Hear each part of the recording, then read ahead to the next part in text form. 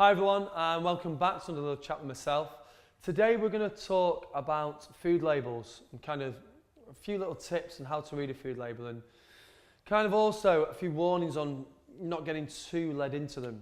So the first thing that I want to talk about food labels is that on average people who do take the time to consider the food, whether that's having a food label, reading the food label, checking where the food comes from, or even planning meals, they, on a whole on average, eat between 10 and 20% less bad calories. And by bad calories, we talk about things that are empty calories, so sugars, fast foods, processed foods. So they eat much less just for the fact that they consider what they're eating. And taking that time to maybe look at a food label, hopefully is enough to maybe send a few alarm bells ringing in the head to put the thing down. Or even if you're planning meals, that's a really another good way of thinking about considering what food you're eating. And usually, it leads most people to right choices. Now, with food labels, there's two kind of approaches with food labels. The first thing is that when you're looking at a food label, always look for the per 100 grams. So if you want to know what's in a food and kind of whether it's something that aligns with your diet that you're currently on and your nutritional plan, then if you look per 100 grams, that gives you a percentage. That basically looks at the percentage of different of the different micronutrients that are in the food. And if you look at those, then a good way to kind of consider whether a food has too high a fat and sugar is to look at the carbohydrates, of which sugars, and the fats. And they'll give you a kind of indication of how processed the food is, how much sugar's contained in the food, how much bad fats are contained in the food.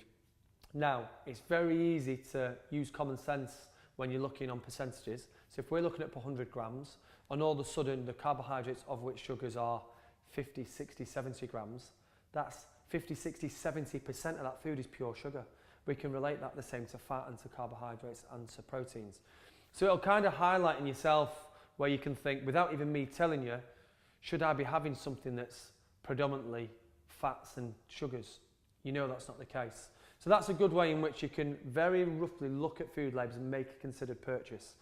Now, the reason why I don't want to talk about food labels too much and get really specific with it is because if we get hung up on food labels and we start dictating lots of our diet towards reading food labels, it actually takes away from natural foods. And really, we want you to be eating things of the earth, natural foods, or fishes and meats and proteins, but we want to be eating foods that actually don't contain a food label. We want to be eating things that aren't processed, that haven't had chemicals added to them, that haven't had any manufacturing done to them. And for foods like that, veg, fruits, roots, meats, fish, lentils, pulses, they don't have food labels on. They just are the food. So that's what we kind of want to always sway you away from. Look at food labels, use it as a rough guide. If you're unsure of a product and you look at a food label and you can't read many of the ingredients, that's always a good indication that they're very chemical based, they're very processed, put the thing down. If you want a little bit more knowledge over to whether a food aligns with the food that you're trying to eat, then use the 100 grams technique.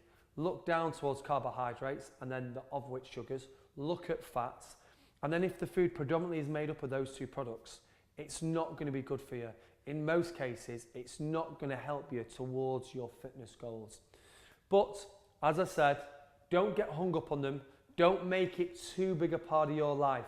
Rather, eat foods that have one ingredient. Eat foods that don't have food labels. Eat foods like oranges, one ingredient, it's an orange. Leeks, one ingredient, leeks. Eat foods that are from the earth, that are natural, and that give you all the minerals and nutrients that you need without needing to read a food label.